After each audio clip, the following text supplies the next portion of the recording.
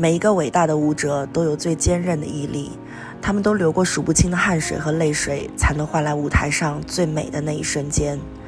阿丽萨吵着闹着说自己要学芭蕾舞已经有一段时间了，但我一直都没能找到心仪又符合时间安排的老师。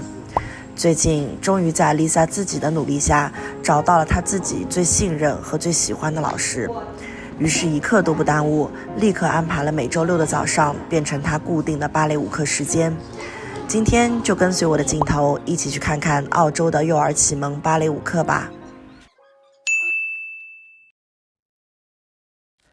即便是给这么低龄的幼儿上课，老师也仍然采用的是 Royal Academy Dance 英国皇家舞蹈学院的课程体系，简称 RAD。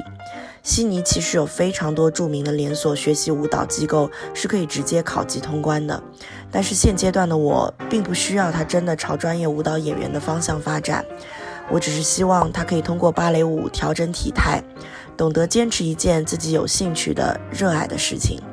同时跳芭蕾舞也是他自己一直以来的向往，当他知道能去上芭蕾舞课的时候，真的是兴奋到一个不行。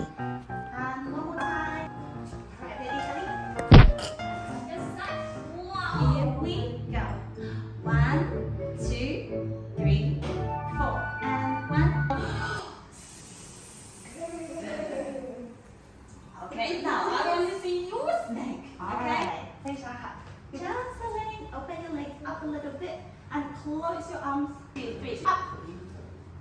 Good. Very good. Use the back. Use your back muscles. One more time. Up. Up. Good job, Mia. Very high. Down. On your tummy. No yet, no yet. And now we throw in. And in. And in. Good job. Open your hips. Good. When we practice at home, make sure your knees to the front, okay? Knees to the front. Knees to the front. And back. There you go. You're so ready. Can you lie on your tummy?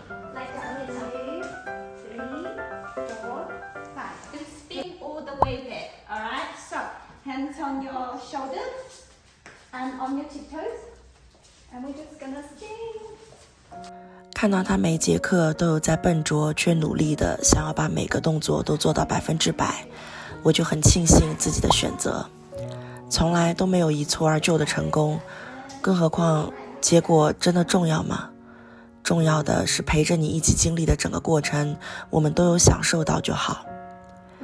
即便你不能成为翩翩起舞的美丽蝴蝶，也愿你永远都有不服输的杂草般的精神。